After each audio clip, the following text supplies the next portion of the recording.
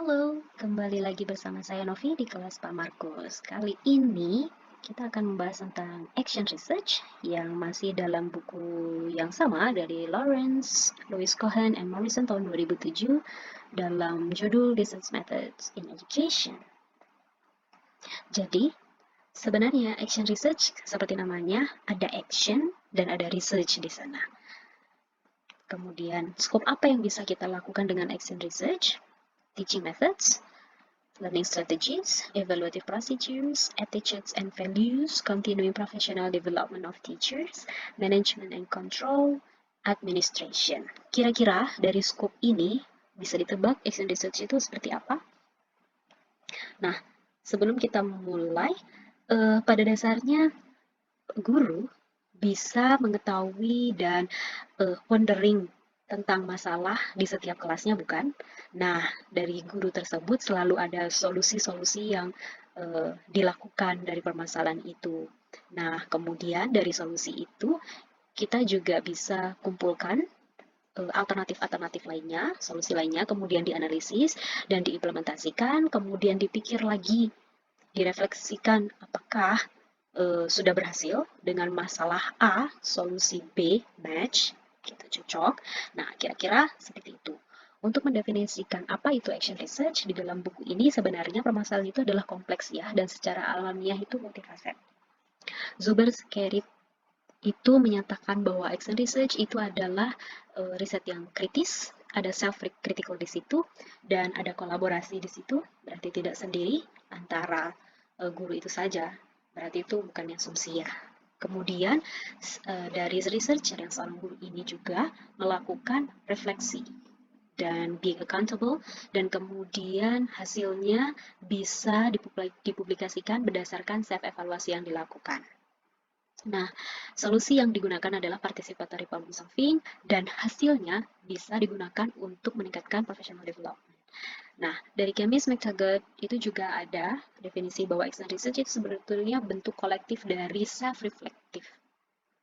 Nah, dari kumpulan wondering tadi yang sudah saya katakan di awal, bisa jadi kita akan membuat permasalahan itu tidak hanya terjadi, tapi juga dipikirkan apa solusinya. Terus kemudian permasalahan itu menahun ada. Pastikan guru memikirkan solusi-solusi sebagai alternatif. Nah, pendekatan ini adalah secara apa ya, basicnya itu ya bisa dikatakan action research ketika we did it as collaborative, dan ada hal yang harus di-underline bahwa action research bisa dilakukan secara individu ataupun grup.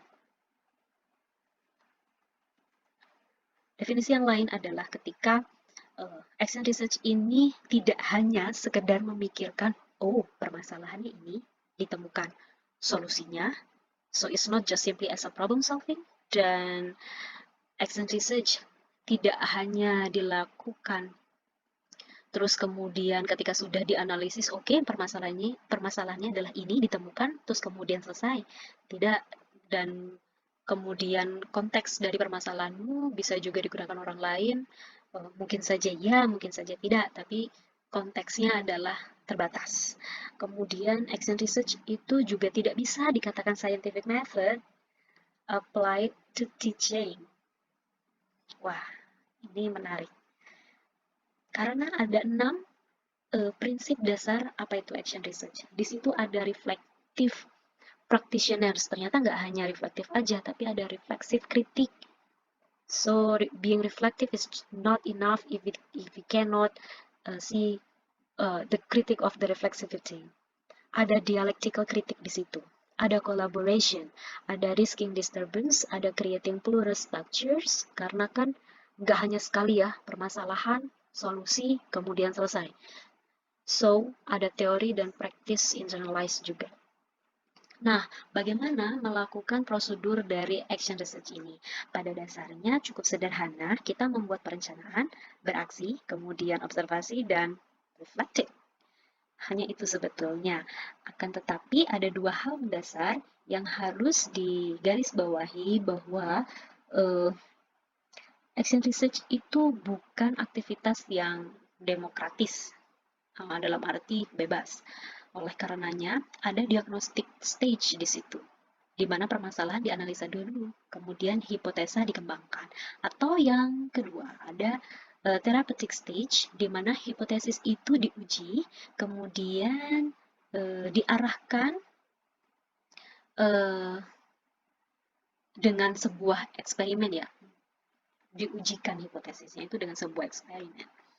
Nah, bisa dilihat di bagian kiri, di situ ada gambar tentang action research model. Sebenarnya ada banyak sekali modelnya, tapi saya mengambil dua hal tersebut, dua simple stage dan kemudian dari gambar ini. Ketika kita selesai membuat rencana, we unfreeze. Kita mendefinisikan rencana kita. Kita mengembangkan visi dari rencana penelitian kita. Kemudian kita melakukan aksi. Apa tuh aksinya? Kita bergerak. To provide strong leadership atau spread shared vision to all departments. Jadi kita setelah mengidentifikasi aspek apa sih yang mau kita improve, kita juga mengimajinasikan bakal seperti apa. Kemudian aksi kita ya mencoba untuk try it out. Jadi kita coba tuh dengan aksi itu. Dengan hipotesa yang kita sudah develop. Terus kemudian kita observasi. Dari situ, di freeze, kita mendapatkan feedback dari draft tadi. Dari sistem yang kita rencanakan. Terus kita juga mendapatkan revitalisasi ya dari sistem atau struktur yang sudah kita ajukan. Nah, setelah itu kita merefleksikan. Nah, di refleksi ini kita memonitor bagaimana proses keseluruhannya. Bagaimana hipotesa yang sudah kita argumentasikan di depan, yang sudah kita bawa di depan. Dan bagaimana hipotesa tersebut ketika diuji. Hasilnya apa? As simple as we reflect. Nah, kemudian guru juga bisa di dalam posisi refleksi ini untuk berpikir bagaimana kemungkinan-kemungkinan yang lain. Masih adakah solusi yang bisa kita lakukan selain hipotesa yang kita ajukan tadi? Gitu. Nah, menariknya, saya meng-underline tentang reflexivity in action research. Karena being reflective is a complex self-dialogue gitu. Ada analisis yang jauh dibuat dari sekedar isu yang ada, dari sekedar permasalahan yang kita temui. Oleh karenanya, reflection di sini, kata Morrison, dibagi menjadi dua. Reflection in action, reflection on action, atau critical reflection. Dan semuanya ini berbeda ya. Nah, saya menambahkan ini di dalam bacaan kita. Ada pilihan dari guru untuk mendesain what kind of reflexivity you'd like to propose. What kind of being reflective are you? Scone tahun 83 mengembangkan tentang Dewey's notion tentang refleksi ini, the concept of reflection in action and reflection on action. Reflection in action itu adalah refleksi selama kita melakukan aksi, selama kita membuat movement itu. Kalau reflection on action, kita meletakkan sesi refleksinya setelah kita melakukan sesuatu. Berarti di akhir, ketika plan yang tadi, stage 4 of action research stage, the reflection plays in the last as a final steps. Masih berhubungan dengan konsep reflection ini, dikaji oleh Killen, Todem, dan Kruska, saya menambahkan ada yang namanya reflection for action. Apa tuh? Dia adalah proses dari berpikir tentang apa, movement apa, aksi apa, yang selanjutnya akan kita ajukan, akan kita lakukan. intention, apa yang akan kamu lakukan. Jadi reflection for action is further steps of being reflective. Jadi ada improvement di situ, ada perubahan di situ. Kita take action-nya itu tidak hanya selama masa dari kita melakukan action research dalam cycle itu, tidak hanya setelahnya kita bisa apa, tapi apa solusinya, apa yang akan kita lakukan, what's next setelah kita melakukan action research ini. Nah, reflexivity in action research. Seperti yang sudah ditekankan tadi, apa sih yang seharusnya dipahami tentang reflexivity ini? Adalah our self-conscious awareness. Jadi, kita kan di situ sebagai partisipan juga, partisipan sebagai praktisi juga, dalam hal ini adalah guru, dan juga sebagai researcher. Nah, berarti kan kita ada proses tuh, the shifting of our position itu bisa berpengaruh loh sama hasilnya. Bagaimana kita menilai attitude kita, persepsi kita, opini kita, perasaan kita. Nah, situasi seperti ini yang perlu diperhatikan. And we have to be able to shift the self-conscious tadi, awareness. Nah, untuk mengencounter apa sih, bagaimana sih posisi kita, apa sih yang kita mau lakukan sebetulnya. Nah, ada beberapa practical and theoretical matters di situ yang ditekankan.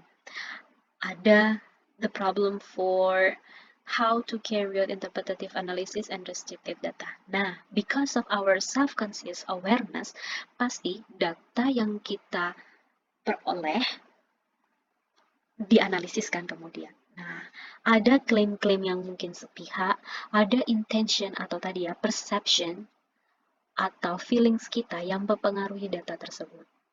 Nah, oleh karena itu, in this action research, the data which can make no claim to be generally representative. Jadi, yang seperti saya bilang, action research itu sebenarnya konteksnya yang limited. Kamu mendefinisikan konteksmu, setting of your research, bahwa itu konteksmu. Jadi, conclusionnya tidak bisa digeneralisir. Nah, selain itu bisa dikatakan bahwa validitas dari permasalahan kita tidak bisa dipisahkan. Nah, karena setiap konteks dari setting of our research itu unik. Begitu. Secara kesimpulannya, yang pertama, action research dilihat secara signifikan sebagai kendaraan untuk memperkuat professional development of teachers ya.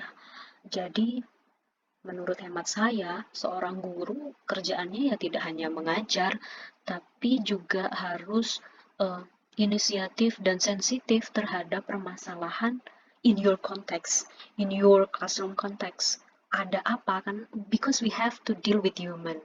Dan kemudian permasalahannya itu akan berkembang. For example aja, setiap tahun murid akan berganti.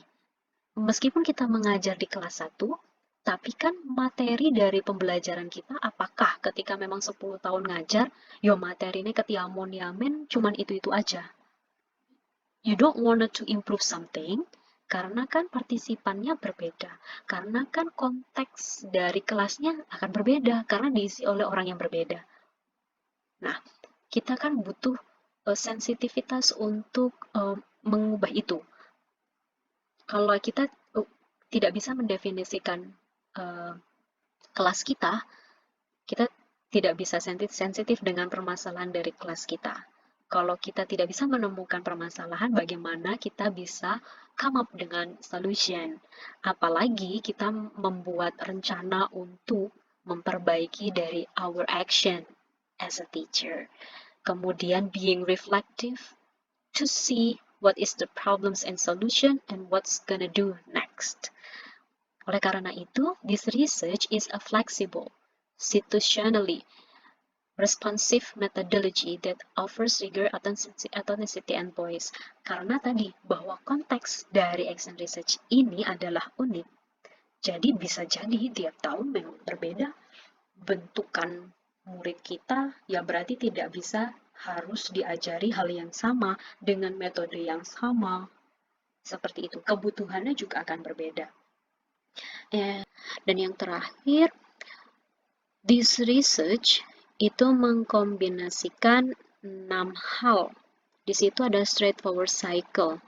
Kita bisa mengidentifikasi masalah, we smell the sense of the problems, kemudian kita membuat perencanaan, kita kemudian take action, kemudian kita mengevaluasi.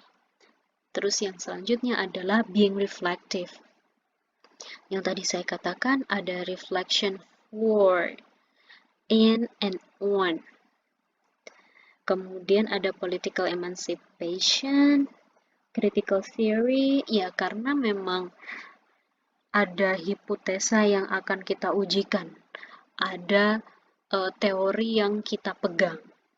Nah, di konteks kita, apakah betul demikian? Apakah bisa digunakan? Apa bisa diimplementasikan? Terus kemudian, as a result, kita bisa meningkatkan professional development kita ya.